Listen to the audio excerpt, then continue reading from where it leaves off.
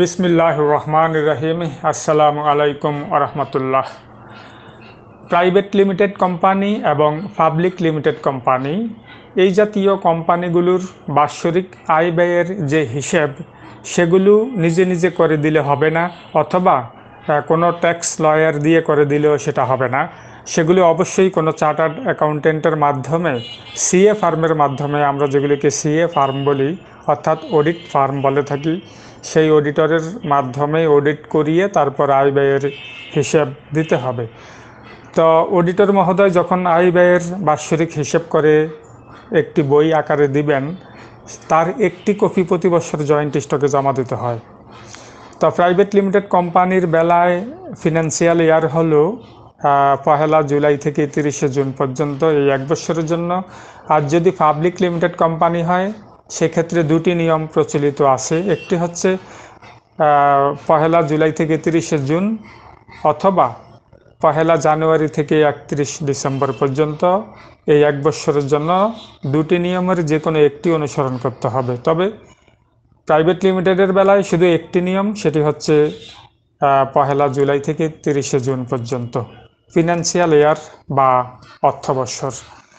এই 1 বছরের audit chartered অ্যাকাউন্টেন্টের মাধ্যমে করিয়ে তারপর অডিটের একটি কপি জয়েন্ট স্টকে জমা দিতে হয়, এবং জয়েন্ট স্টকে একটি নির্ধারিত ফি আছে। যদি সেটি আপনারা সঠিক সময়ে জমা দিতে পারেন তাহলে ফি কম আসবে, আর যদি আপনারা সময় মতো জমা না দেন তাহলে লেট ফি সহ আপনাকে সরকার নির্দিষ্ট যে ফি আছে সেটা পরিশোধ করতে হবে। তো এখানে একটি কথা বলে রাখা ভালো, যে জয়েন্ট স্টকে যদি আপনি প্রতি বছর জমা দিয়ে রাখেন এবং সেগুলি যদি আপনি এখান থেকে অ্যাপ্রুভাল করিয়ে না নেন, তাহলে দেখা গেছে যে অডিটের কপিগুলো পরবর্তীতে কিছু কিছু ক্ষেত্রে খুঁজে পায় না, তখন আপনাকে আবার সেগুলো রিসাবমিট করতে হয়। এটা একটা ঝামেলার বিষয়। তো যদি জয়েন্ট স্টকে জমা দেন তাহলে সবচেয়ে ভালো হবে যে এটা প্রতি বছরটা টাইম টু টাইম সেটা এখান থেকে অ্যাপ্রুভাল করিয়ে নেওয়াটা ভালো। আর যদি জমা দিয়ে রাখেন, পাস না করেন, পরবর্তীতে একবারে অনেকগুলো জমা হলে আপনি পাস করাতে যাবেন, কিন্তু আপনি প্রতি বছরই সেগুলো জমা দিয়েছেন, এখন পাস করাতে যাবেন, গিয়ে দেখবেন যে মাঝখানে 2 বছর 3 বছর বা 1 বছরের ফাইল সেখানে খুঁজে পাবেন না। তখন আসলে একটা হ্যারাসমেন্টের ব্যাপার এটা। নতুন করে আবার আপনাকে সেই হার্ড কপিগুলো জমা দিতে হবে। গভর্নমেন্টের ফি আপনাকে জমা দিতে হবে না, যেহেতু এখন সব অনলাইন সিস্টেম এবং গভর্নমেন্টের ফিটা অনলাইনে দেওয়া হয়ে গেছে এবং সেটার রেকর্ড জয়েন্ট স্টকের কাছে আছে, তাই ফি জমা দিতে হবে না। কিন্তু হার্ড কপিগুলো নতুন করে জমা দিতে হবে, যেগুলো খুঁজে পায় না সেগুলো।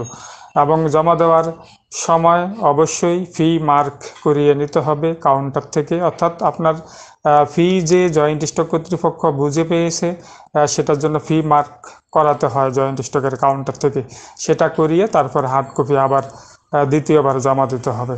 তো সবচাইতে ভালো যেটা, সেটা হচ্ছে যে আপনার কোম্পানি প্রাইভেট লিমিটেড কোম্পানি হোক অথবা পাবলিক লিমিটেড কোম্পানি যেটাই হোক না কেন, প্রতি বছর সময় মতো সেগুলো জমা দিয়ে দিবেন। অর্থাৎ 30 জুন যে অডিট হবে তারপরে 31 ডিসেম্বর পর্যন্ত যে কোনো সময় আপনি সেটা জমা দিয়ে দিতে পারেন, এবং জমা দিয়ে প্রতি বছর পাস করিয়ে নেওয়াটাই ভালো, এবং পাস করিয়ে আপনি সার্টিফাইড কপি নিয়ে যাবেন।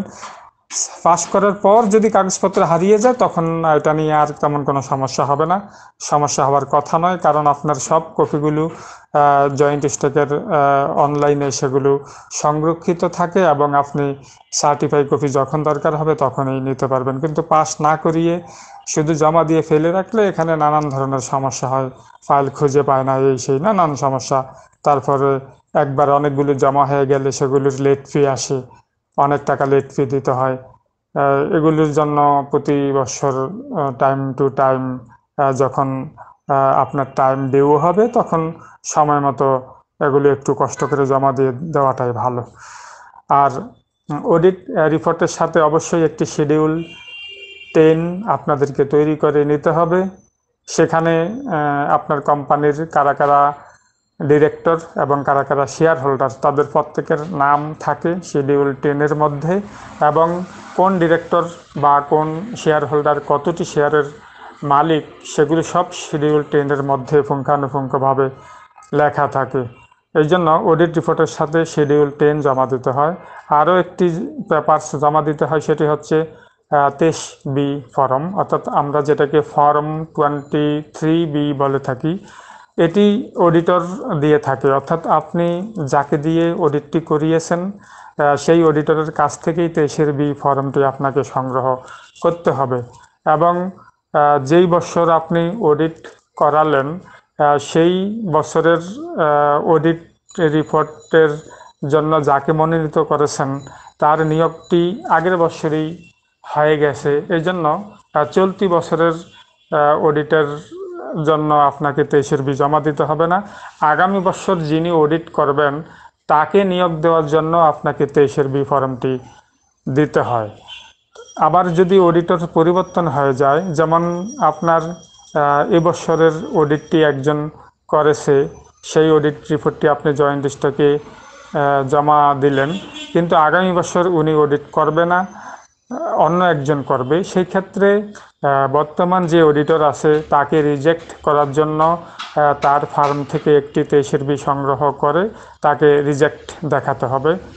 এবং আগামী বছর আপনারা যাকে নতুন অডিটর হিসেবে মনোনীত করেছেন তাকে অ্যাপয়েন্টমেন্ট দিতে হবে আগামী বছরের জন্য, যে উনি আগামী বছর আমার কোম্পানির বা আমাদের কোম্পানির অডিট সম্পন্ন করবেন। এই জন্য নিয়োগপত্র অ্যাডভান্স দিয়ে রাখতে হয়। আপনার কোম্পানির AGM যখন দেখাবেন, ওই AGM-এর তারিখেও আপনি চাইলে আগামী বছরের অডিটরের নিয়োগপত্র অর্থাৎ 23B জমা দিতে পারেন, আবার চাইলে 4-5 দিন পরে তারিখ দেখিয়েও জমা দিতে পারেন। তবে সেটি কোনোভাবেই 7 দিনের বেশি যাতে অতিক্রম না হয়, তাহলে সমস্যা হবে। অর্থাৎ আগামী বছর যিনি অডিট করবেন তার নিয়োগপত্র অবশ্যই AGM যেদিন হবে সেই দিনও দিতে পারেন, অথবা তার পরবর্তী 7 দিনের মধ্যে দিতে পারেন। এর বেশি যাতে তারিখ না হয় তাহলে সমস্যা হবে। আর যখন আপনার কোম্পানিটি নতুন যদি হয়ে থাকে, অর্থাৎ আপনার কোম্পানিটি যদি নতুন নিবন্ধন হয়েছে, সেই ক্ষেত্রে কোম্পানি নিবন্ধনের তারিখ থেকে পরবর্তী 30 দিনের মধ্যে আগামী বছরের জন্য যিনি অডিট করবেন তাকে নিয়োগ দিতে হবে। 30 দিনের বেশি অবশ্যই কোনোভাবেই অতিক্রম করানো যাবে না, অর্থাৎ তারিখটি অবশ্যই 30 দিনের মধ্যে রাখতে হবে নতুন কোম্পানির ক্ষেত্রে। যাই হোক, আশা করি বুঝতে পারছেন। আমি আবারও একটু বলছি যে কোম্পানির অডিট রিপোর্ট জমা দেওয়ার সময় 1 কপি অডিট রিপোর্ট, একটি শিডিউল 10 এবং একটি 23B ফর্ম, এই 3টি নিয়ে একটি সেট তৈরি করে সেই সেট জমা দিতে হবে জয়েন্ট স্টকে, এবং সেটি আপনারা সাথে সাথে পাস করিয়ে নেওয়াটাই ভালো হবে। আশা করি বুঝতে পেরেছেন। ধন্যবাদ সবাইকে। আসসালামু আলাইকুম রহমতুল্লাহ।